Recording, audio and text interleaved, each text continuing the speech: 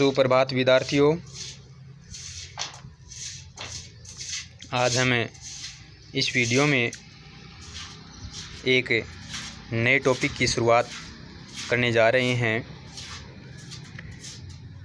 पिछले जो वीडियो हमने बनाए वो आपने अच्छी तरह से नोटबुक में लिख लिए होंगे। आज का जो वीडियो है उसका शीर्षक होगा क्रिया। आज का जो शीर्षक है, अपना व्याकरण का जो टॉपिक है वो कौन सा है? क्रिया। तो सबसे पहले हमें क्रिया की परिभाषा जानेंगे कि क्रिया किसे कहते हैं। तो साधारण बोलचाल में अपन यह कह सकते हैं कि कोई भी कार्य अपन करते हैं तो किसी भी कार्य का करना ही क्रिया कहलाता है।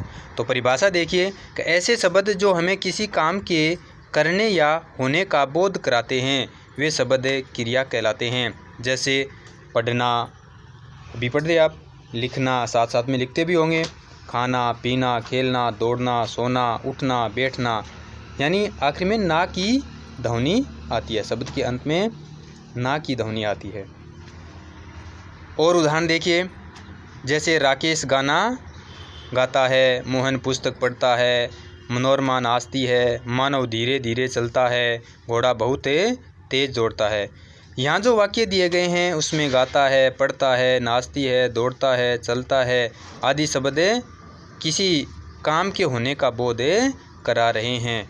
तो ये क्या कहलाएंगे? ये क्रिया कहलाएंगे। समझ में आई मेरी बात? यानी किसी भी कार्य का करना या होना जिस शब्द से पता चलता हो वो क्या कहलाते हैं? वो क्रिया शब्द कहलाते हैं।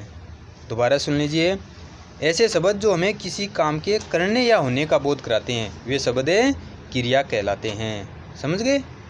अपने जो सिलेबस में क्रिया के भेद हैं वो रचना के आधार पर या कर्म या जाति के आधार पर भेद हैं। और वो कितने भेद हैं? वो हैं 2। तो अपने सिलेबस में 2 भेद हैं, वो भी रचना के आधार पर। तो क्रिया के भेद कर्म, जाति तथा रचना के आधार पर क्रिया के भेद कितने हैं? 2 हैं। कौन कौन से? अकर्मक क्रिया और सकर्मक क्रिया। यानी कर्म, जाति या रचना के आधार पर क्रिया के मुख्य रूप से 2 भेद होते हैं। कौन कौन से? अकर्मक क्रिया और सकर्मक क्रिया। कौन कौन से भेद हैं? 2 भेद हैं, रचना के आधार पर अकर्मक क्रिया और सकर्मक क्रिया। अब अपन पढ़ेंगे सकर्मक क्रिया।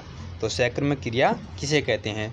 सुनो, जिस क्रिया से सूचित होने वाले व्यापार का फल कर्ता पर न पड़कर कर्म पर पड़े उसे सकर्मक क्रिया कहते हैं।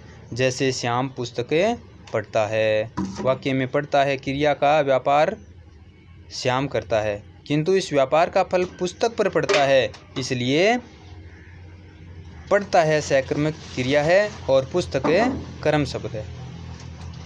यानी क्रिया का फल किस पर पड़ता हो? कर्म पर पड़ता हो, तो वो कौन सी क्रिया कहलाती है? सकर्मक क्रिया कहलाती है। समझ आई मेरी बात? यानी सकर्मक क्रिया किसे कहते हैं कि जिसमें कर्ता का फल है वो किस पर पड़ता हो? कर्म पर पड़ता हो। जैसे राम बाण मारता है, क्या चलाता है या क्या मारता है? बाण मारता है। राधा मूर्ति बनाती है, तो राधा क्या बनाती है? मूर्ति बनाती है।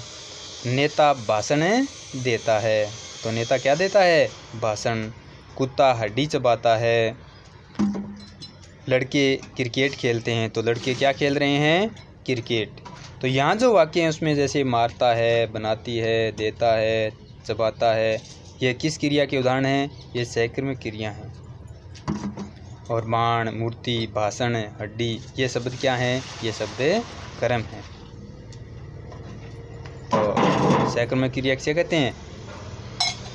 जिसमें क्रिया या व्यापार का फल किस पर पड़ता हो? कर्ता पर न पड़ करके कर्म पर पड़ता हो। ठीक है। और दूसरा भेद था अपना कौन सा? अकर्मक क्रिया। तो अकर्मक क्रिया किसे कहते हैं? वह क्रिया जो अपने साथ कर्म नहीं लाए, अर्थात जिस क्रिया का फल या व्यापार कर्ता पर ही पड़े, वह अकर्मक क्रिया कहलाती है। तो क्रिया का व्यापार किस पर पड़े? कर्ता पर पड़े। समझ गए मेरी बात? जैसे उल्लू दिन भरे सोता है, तो इस वाक्य में सोना क्रिया का व्यापार है, वो उल्लू जो करता है, इस वाक्य में उल्लू करता ही तो है, ही करता है और वही सोता भी है, इसलिए सोना क्रिया अकर्मक हुई।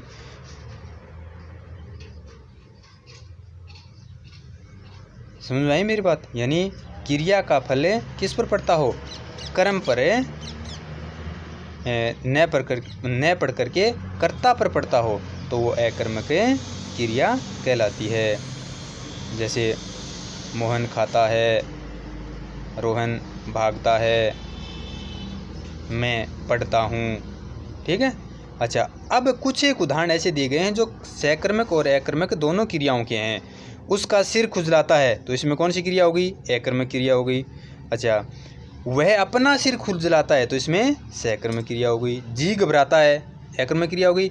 विपत्ति मुझे घबराती है, तो इसमें सकर्मक क्रिया हो गई। बूंद बूंद से तालाब भरता है, अकर्मक क्रिया। उसने आंखें भर के कहा, सकर्मक क्रिया। ठीक है।